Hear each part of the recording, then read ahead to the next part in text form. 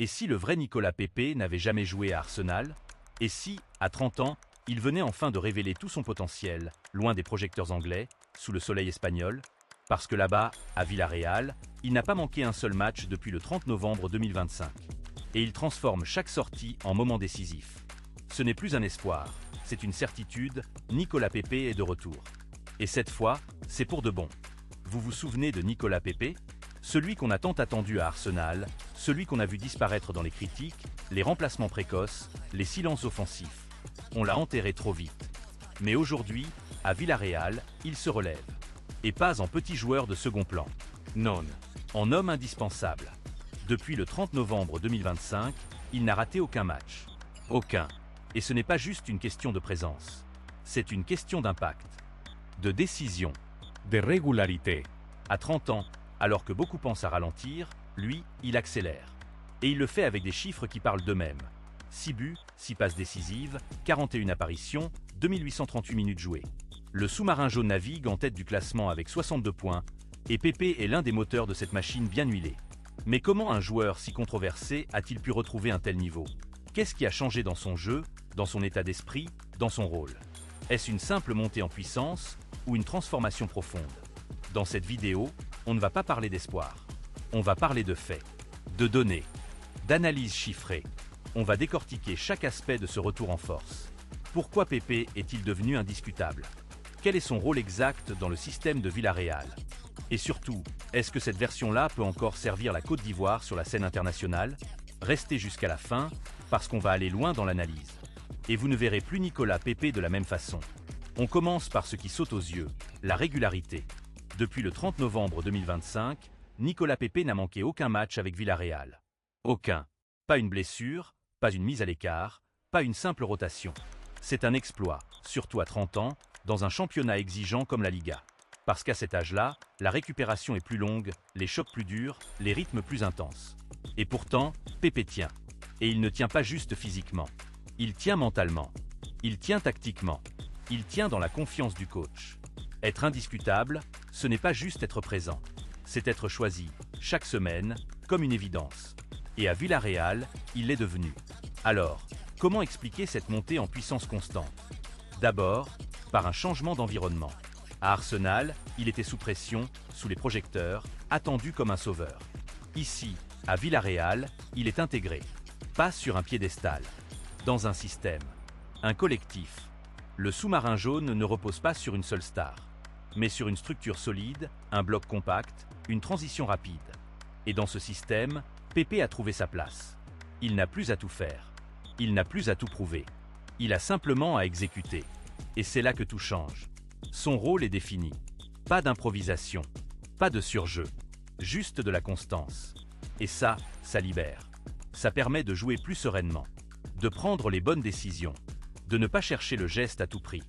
Vous vous souvenez de ses débuts en Angleterre? Trop d'individualisme. Trop de dribbles inutiles. Trop de tentatives de briller. Ici, non. Il joue simple. Il joue juste. Et il joue longtemps. 2838 minutes disputées, c'est énorme. C'est le signe d'un joueur fiable. D'un joueur sur qui on peut compter. Et dans un championnat où les équipes jouent tous les 3 ou 4 jours, cette disponibilité est un atout stratégique majeur. Imaginez, un attaquant qui ne se blesse pas, qui ne fatigue pas, qui est là chaque semaine. C'est un rêve pour tout entraîneur. Mais ce n'est pas juste physique. C'est aussi mental. Parce que rester dans le groupe, semaine après semaine, c'est aussi une question de discipline, d'humilité, d'adaptation. Et Pepe a visiblement tout cela. Il a compris que le football, ce n'est pas que des dribbles et des buts. C'est aussi des efforts défensifs, des replis, des choix tactiques. Et c'est ce qu'il fait désormais. Il ne disparaît plus. Il est là, présent, Active. Implique. et cette régularité, elle pose une question forte. Est-ce que ce n'est pas là, finalement, la clé du succès d'un joueur? Pas le talent brut, mais la capacité à performer, semaine après semaine, dans la durée? Parce que si on compare avec d'autres attaquants africains en Europe, combien peuvent se vanter d'un tel niveau de disponibilité? Combien ont joué aussi longtemps sans interruption? Très peu. Et c'est ce qui rend Pepe, aujourd'hui, si précieux. Il n'est plus un pari. Il est une certitude. Et c'est avec cette base solide que tout le reste peut s'installer. Mais la régularité, ce n'est rien sans impact. Alors, qu'en est-il de son efficacité? C'est ce qu'on va voir juste après. Passons maintenant à l'essentiel, l'impact. Parce qu'un joueur peut être régulier, mais invisible. Or, Nicolas Pepe, lui, est loin d'être transparent. Il est décisif. Et les chiffres le prouvent. En 41 apparitions, il a été impliqué dans 12 buts, 6 passes décisives. Un ratio impressionnant. Un but ou une passe tous les 3,4 matchs. C'est du niveau d'un attaquant de pointe, d'un joueur clé. Et ce n'est pas anecdotique. Regardez son dernier match contre Real Oviedo. Dès la 13e minute, il est là, sur le côté droit. Il accélère, il provoque, il se fait faucher. Penalty. Et il le transforme lui-même. Le genre de moment qui donne le ton. Le genre de geste qui montre la confiance. Parce que se proposer pour tirer un penalty, ce n'est pas juste technique. C'est mental. C'est dire « je prends les responsabilités ». Et là, il l'a fait. Et il l'a marqué. C'est le 6e but de sa saison. Mais ce n'est pas tout. Ce qui est frappant, c'est la variété de ses contributions. Il ne se contente pas de marquer. Il débloque les matchs. Il crée. Il déclenche les actions. Il est dans les bons endroits. Et surtout, il est là quand ça compte. Dans les matchs serrés, sur les terrains difficiles, contre des équipes bien organisées, il trouve des solutions. Contre Oviedo, malgré le nul final, c'est lui qui a donné l'avantage à son équipe. Et c'est lui qui a porté l'attaque quand elle manquait d'inspiration. C'est ce qu'on appelle un joueur d'impact. Pas besoin de briller 90 minutes. Juste de faire la différence à un moment clé. Et Pepe le fait, régulièrement. Comparez cela avec sa période à Arsenal. Là-bas, il marquait, parfois. Mais était-il décisif? Était-il celui sur qui on pouvait compter dans les moments difficiles? Rarement. Ici, c'est différent. Il est devenu une arme fiable. Un joueur qui peut débloquer une situation. Et ce n'est pas qu'une question de stats. C'est aussi une question de lecture du jeu. Il semble mieux comprendre les espaces, mieux choisir ses courses, mieux coopérer avec ses coéquipiers. Il ne force plus les actions. Il les attend. Il les provoque avec intelligence. Et c'est ce qui fait la différence. Parce que dans un football moderne où les blocs sont serrés, où les espaces sont réduits, il faut des joueurs capables de créer l'ouverture. Et Pepe, aujourd'hui, en fait partie. Il n'est plus ce jeune joueur qui veut tout faire. Il est devenu un professionnel mature, un attaquant complet. Et c'est ce qui explique son efficacité. Mais ce qui est encore plus impressionnant, c'est l'équilibre entre ses buts et ses passes. 6 buts. 6 passes. C'est rare. Très rare. La plupart des attaquants penchent d'un côté. Soit buteur, soit créateur. Lui, il fait les deux. Et à un niveau élevé. C'est ce qui le rend si difficile à neutraliser. Parce que vous le marquez trop, il sert. Vous le laissez, il tire. Et c'est ce qu'on va décortiquer maintenant. 6 buts. 6 passes decisives. Ce ratio n'est pas un hasard. C'est un signe. Un signe d'un joueur qui a trouvé l'équilibre. Et cet équilibre, c'est ce qui manquait à Pepe auparavant. À Arsenal, il était vu comme un ailier pur. Un dribbleur. Un individualiste. Et quand ça ne marchait pas, on lui reprochait de ne pas partager, de ne pas impliquer les autres. Ici, à Villarreal, c'est l'inverse. Il est devenu un joueur d'équipe. Mais sans perdre son instinct offensif. Il marie les deux. Il attaque. Il bute. Mais il sert aussi. Et il le fait naturellement. Regardez ces 6 buts. Sont-ils tous des exploits individuels? Non. Certains viennent de combinaisons, d'ouvertures tactiques, d'alignements intelligents. Et ces 6 passes, elles ne vont pas à des joueurs libres par hasard. Elles sont le fruit de déplacements coordonnés, de timing parfait, de compréhension du jeu. C'est un joueur qui joue avec sa tête, désormais. Et c'est ce qui fait la différence. Parce qu'un attaquant qui ne fait que marquer, on peut l'arrêter en le neutralisant. Mais un attaquant qui crée et qui bute, c'est plus compliqué. Il faut le suivre partout. Et c'est là que le travail collectif entre en jeu. Villarreal est une équipe qui joue en bloc. Compact. Organisé. Et dans ce système, Pepe n'est pas isolé. Il est relié. Il est connecté. Il fait partie d'un tout. Et c'est ce qui amplifie son impact. Il n'a plus à tout faire seul. Il peut choisir le bon moment pour accélérer, pour centrer, pour tirer, pour passer. Et il le fait avec justesse. Comparez cela avec d'autres attaquants africains en Europe. Combien ont un tel équilibre?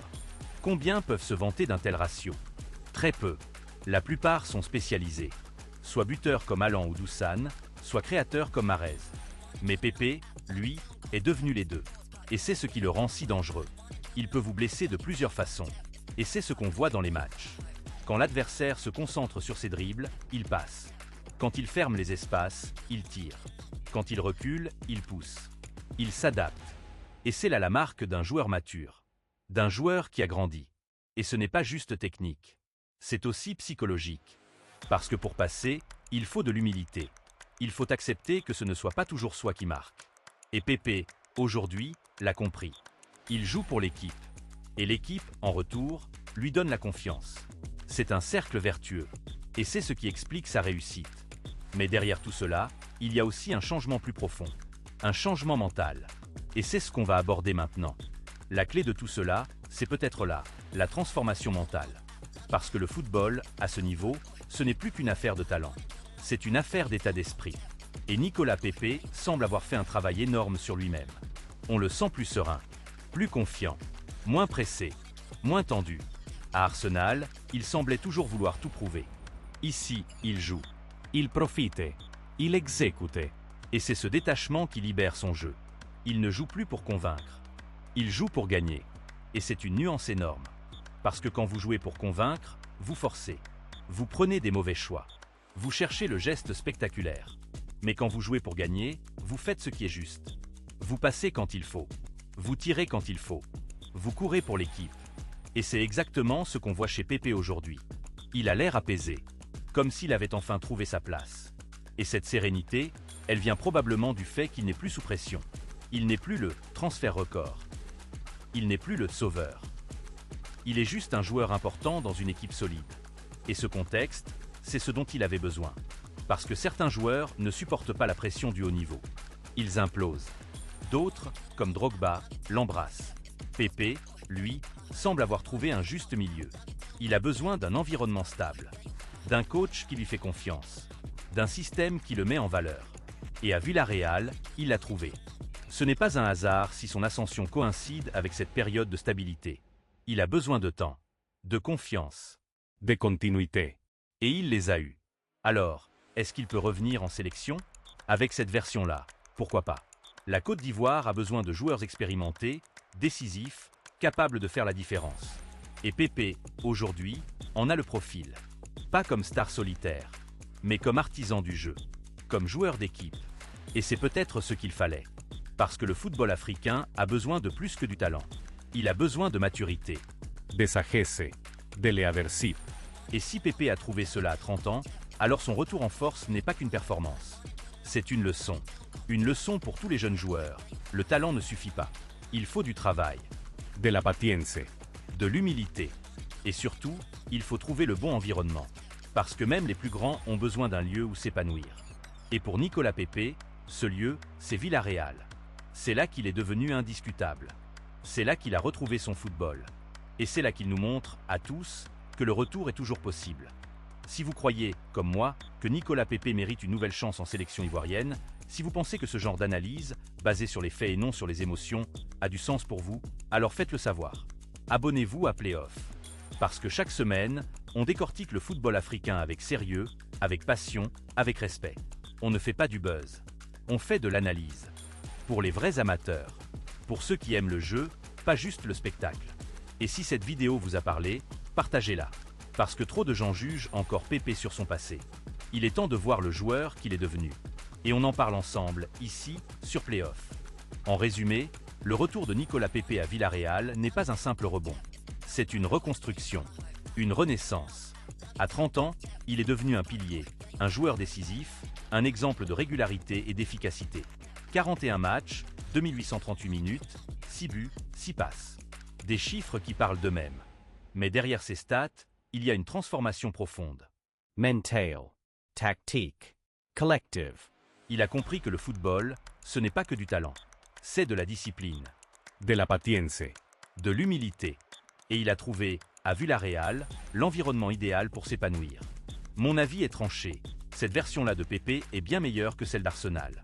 Et elle mérite d'être reconnue. Pas comme une star, mais comme un joueur fiable, intelligent, décisif. Et maintenant, je vous pose la question.